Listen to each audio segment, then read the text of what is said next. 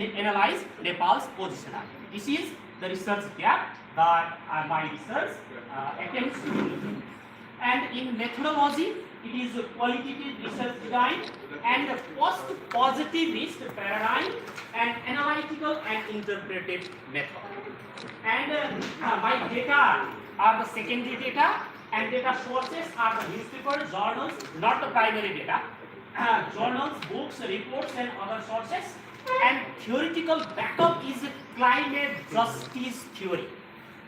And this climate justice theory actually talks about the impact of climate change and disproportional impact of climate change, especially to the people of poor people, marginalized or colored.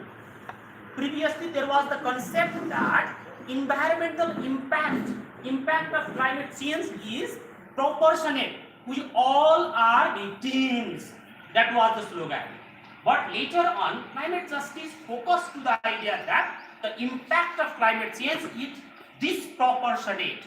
The poor people, marginalized people who are less responsible for climate change, they are being much victim of the impact. This is the theoretical idea of my major theory. First part is historical trajectory. Here I am tracing how the human-nature relationship from wilderness phase to climate justice phase has come through changes. First phase is wilderness phase, and this wilderness phase is the phase of human being as part of nature and harmonious human-nature relations. Although human-nature relationship dates back to human evolution, human being can never be away from nature. How the human-nature relationship came to be depicted in the literature in written form from Vedic period. In Veda, there is a most important depiction of human-nature relationship, like Mata Bhumi Putro Aham Prithibhya. In Atharvaveda, book 12, line 1, verse 12, which means the earth is my mother, I am her child. So in the beginning, in wilderness phase, nature was not the source of something else. Nature was such extensive one in which a human being was part. Not exploitation, not gaining, but being a part of nature. That harmonious relationship was there in wilderness phase, and that phase was until industrial revolution. Second one is ecological justice phase. That ecological justice phase is indicated by the industrial revolution. And the industrial revolution that began from that happened in the second half of the 18th century, that brought a paradigm shift in human-nature relations. Previously, harmonious human-nature relationship turned to be problematic. And human beings began to exploit nature, pollute nature, destroy forests, and ultimately the harmony changed into problem. This phase is indicated by anthropocentric exploitation of the nature. Then previously, human being was part of nature. Now, human being turned to be master of nature. This turning part of nature into master of nature brought the problem in human nature relations. So these are the early organizations from public level that worked for ecological awareness. They brought eco-critical consciousness in human being that human activities are hampering the nature. It moves fast. So these are the pivotal literary texts that help for the eco-critical awareness of human nature relationship. And they are Earth First Day on April 20, 1977 is a day from where global level environmental movement began in relation to human nature relations. And next one is environmental justice phase. Previously, environmental was related to the human impact to nature only. How human being is polluting nature, how human being is destroying nature. but later on social justice issue came in environmental movement. Even human beings are also part or are the victims of human interference to nature. So from where this began? So this is environmental justice phase. Move ahead quickly.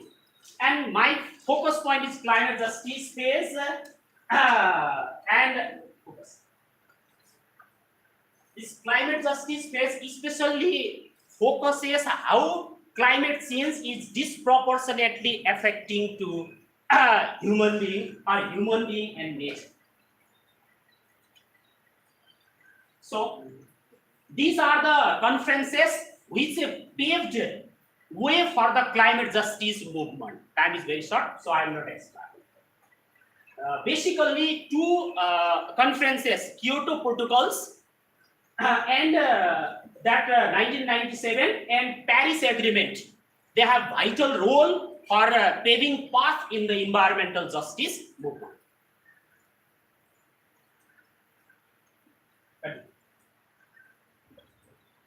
So, what is Nepal's positionality?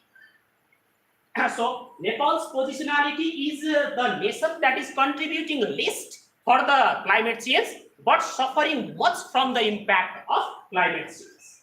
So, Nepal played role in these conferences, took part in these conferences and played a role. And People's Climate Justice Assembly and Sagarmatha Samvad, they are the two vital conferences organized by Nepal in case of climate justice initiation. And Nepal's position, as we have already mentioned, Nepal is contributing 0.027% to the global greenhouse emission, but it is ranked sometimes 4th, cited here, or sometimes 10th and 64th. So it is one of the most vulnerable countries in the what is happening. Agriculture, hydropower, biodiversity, water resources, infrastructure, and tourism. All our prominent economic sectors are being affected by climate change. And basically, three sectors: agriculture, tourism, and hydropower. They are highly affected by climate change. This is the picture in which 35 people killed by landslide near Kathmandu are our capitals. So, Nepal should seek help from the institutions, financial institutions, and the developed countries for fighting with this climate crisis. How climate justice theory analyzes this situation? Climate justice theories focuses to three things. One, protection of the victims, compensation of the victims, and recognition or participation of the victims in policy making under three theoretical terms: harm avoidance justice, burden sharing justice, and conclusion. Let me put forward one point. Nepal is highly affected, least contributing, and Nepal is attempting much, but Nepal has got partial success to get financial and technical support from developed nations. Why? Because of two reasons. Nepal has no permanent body to deal in the international forum for this, and next one is Nepal has no climate strategy. It should make a what next? What is recommendation for policy making? Nepal should form a permanent body to deal in international forum to reveal the climate injustice it is experiencing in, advocate for justice, harm avoidance justice, burden sharing justice, and participatory justice. And next point, it should make a strategic climate diplomacy that Nepal is lacking up to now. Strategic climate diplomacy. And another term, inclusive justice framework.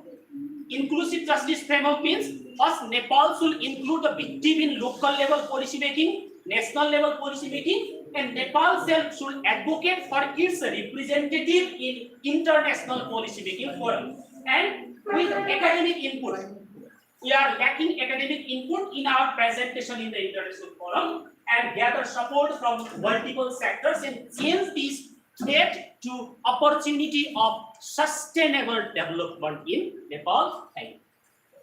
Thank you very much. Now it's time for comment. एक और पढ़ेको वाला जस्तो आयो Anjanmari district. Okay. So first of all, comment, then out of three will. Thank you, Professor. It was nice presentation. You have captured everything from theory, from the earlier climate change issues to the contemporary governance challenges and Nepal's position.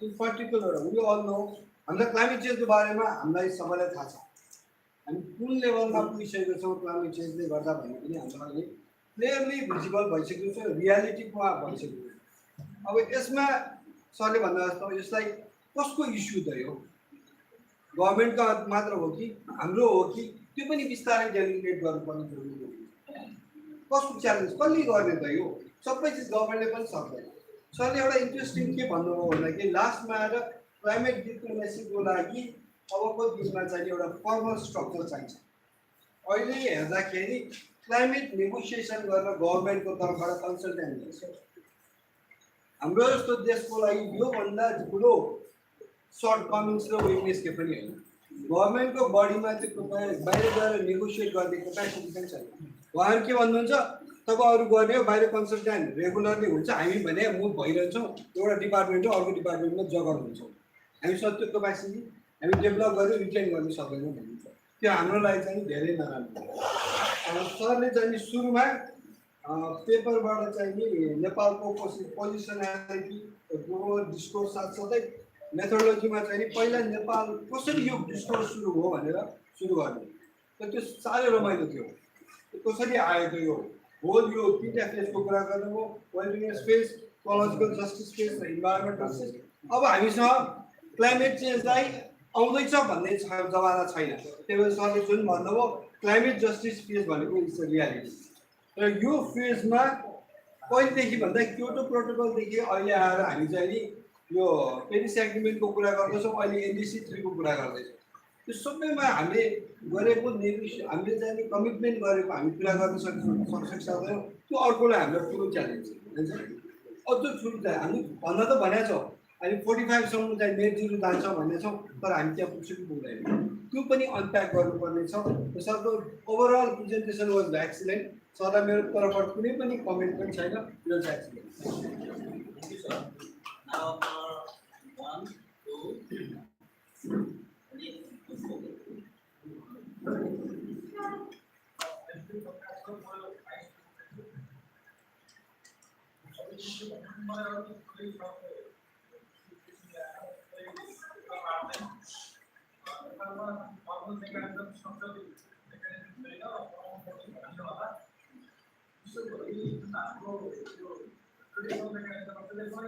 सामुदायिक बमको छ नि त्यो पार्टलाई सरले निकै गर्नुभयो भने सामुदायिक बम जुन model छ हाम्रो त्यो अन्त चाहिँ त्यसले तपाईँले गराएको छ होइन क्लाइमेट चेन्जमा त्यो प्र्याक्टिस पनि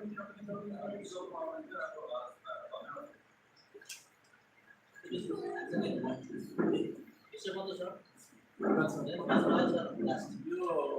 जस्टिस र इन्भाइरोमेन्टल कुराको त्यसमा के छ भन्दाखेरि अहिले हाम्रो देशभित्र इन्भाइरोमेन्टलाई एउटा ब्यालेन्स राख्नको लागि त्यो सम्भव ग्लोबलाइजेसन भयो यो समस्या चाहिँ यो जस्तो इन्डस्ट्रियलाइजेसन अनि अर्गनाइजेसनको कुरा र ओभर एक्सप्लोइटेसन अफ नेचुरल रिसोर्सको कारण चाहिँ त्यो समस्या आएको छ त्यो भन्दाखेरि एउटा फाइदा लिने डेभलप सोसाइटी कन्ट्रीहरूको कुरा भयो यसको चाहिँ रिजल्ट चाहिँ भनौँ त्यसको चाहिँ नेगेटिभ एउटा इफेक्ट छ सधैँ पनि हाम्रो जस्तो लेस डेभलप अथवा डेभलपिङ कन्ट्रीहरू पनि भयो यो त्यसमा त एउटाले अब राम्ररी रिसोर्सलाई क्याप्चर गर्ने त्यो एडभान्स प्रोसेसलाई अगाडि बढाउनु हामीले चाहिँ के छ भन्दाखेरि उनीहरूले गरेको चाहिँ त्यो कमजोरी छ नि पोल्युसनको कुराहरू त्यसलाई चाहिँ अब हामीले वन मिनरलहरू रिसोर्सलाई संरक्षण राख्नु पर्यो भन्ने खालको कुरा गरिरहेको त्यो चाहिँ इनजस्टिस चाहिँ भन्छु म अलिकति यो खालको चाहिँ छ त्यो समस्या रेज गर्नु भयो Thank you very much. I think I congratulate the professor for very long I have no much to say. Just one thing I was going to Dr. भन्छ नेपाली सबैजनाले के भनिसक्नुभयो त्यसमा म दोहोऱ्याउँदिनँ म तपाईँले के भन्नु भने अब यो जुन छ क्लाइमेट चेन्ज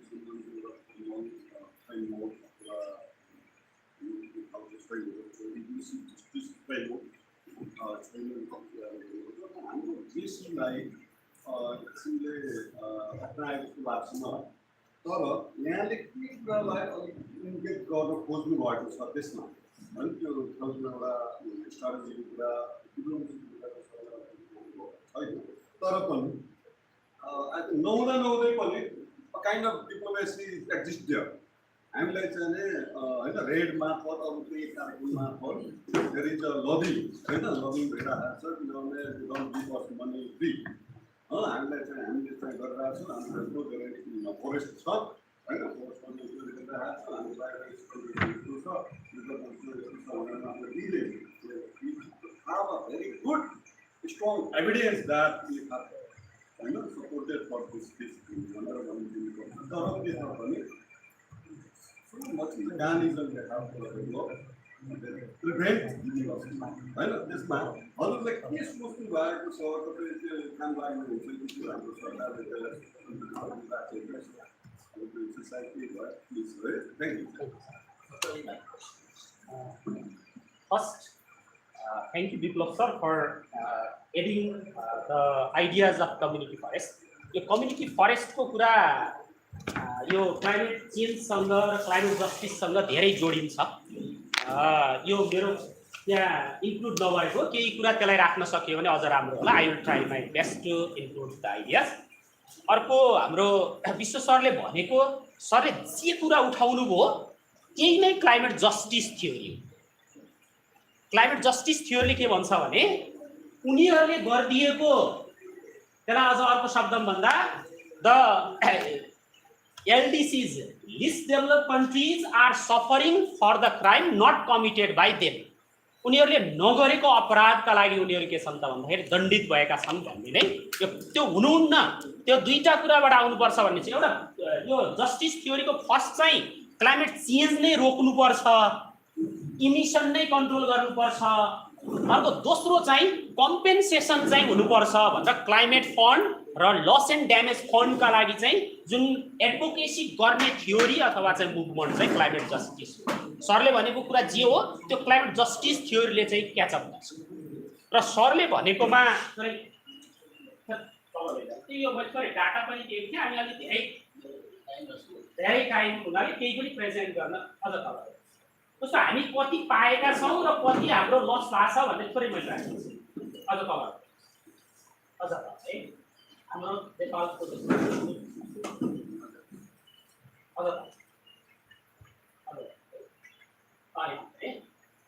सो नेपालको लस कति भइरहेछ त भन्दा 1.5 to 2% of current GDP per year र कहिलेकाहीँ त 5% सम्म हाम्रो लस भइरहेछ क्लाइमेट चेन्ज डिजास्टरका कारण अझ अर्को चाहिँ के छ भन्दाखेरि दुईटा दिन मात्रै त्यो ल्यान्डस्लाइड र फ्लड 26 to 28 सेप्टेम्बर 2024 को एउटा घटनाले just one event caused 46 billion loss for Nepal. अब पाइरहेछौँ कति त एटिस त पाउनु अझै जस्तो यो क्लाइमेट फन्ड हो टोटल इन्भेस्टमेन्ट हो थोरै अगाडि हामीले पाएको एउटा यहाँ छ है हामीले पाएको लगभग 56 बिलियन छ तर हाम्रो एउटा घटनाले चाहिँ 46 बिलियन लस भएको छ just 1% data tells that just we are receiving 1% of our loss that is extremely less we are getting therefore first priority के हो त भन्दाखेरि emissions should be controlled climate change should be controlled हैन सरले मान्छेहरुको कुरालाई मैले चाहिँ थोरै हेर्दा मैले मेरो अब्जर्भेसन केलाई अब्जर्भेसन गरे भने Nepal's participation in COP conference of parties where they discussed about the climate change impact mitigation climate fund and loss and damage fund. Dear Nepal's participation and Nepal's presentation both tells that Nepal is still not preparing much, getting certain funds, but not preparing much because the representative is changing, leader is changing, and what I am thinking is participatory justice. सरले भनेको मेरो participatory justice framework भन्ने हो।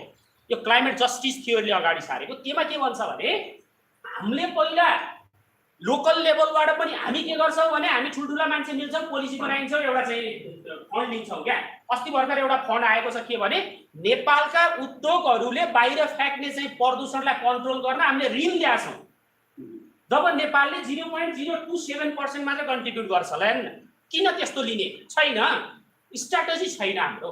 त्यो कहाँबाट सुरु गर्ने भन्दा जो सफरर हो त्यसको आइडिया राखेर हामीले पार्टिसिपेटोरी चाहिँ जस्टिस फ्रेमवर्क बनाउने लोकल र नेसनल लेभलमा, अनि हामीले पनि ग्लोबल लेभलमा के माग गर्ने त भन्दाखेरि पार्टिसिपेटोरी जस्टिस फ्रेमवर्कमा के गर त भन्दाखेरि पोलिसी निर्माण गर र कम्पेन्सेसनलाई के गर त भन्दा बढाऊ भन्ने, त्यो चाहिँ हामीले पार्टिसिपेटोरी जस्टिस भन्छ क्लाइमेट जस्टिस थ्योरीमा। My preference is participatory justice for policy taking under justice framework for getting high financial and technical support from developed countries and other financial institutions for raising sustainable development in Nepal. Thank you. Thank you, sir. Thank you so much. I have no questions. All the questions. Thank you, Professor. Now, next presenter is Virendra Gopal. Virendra Gopal, अभी 10 minutes, sir. Try to come.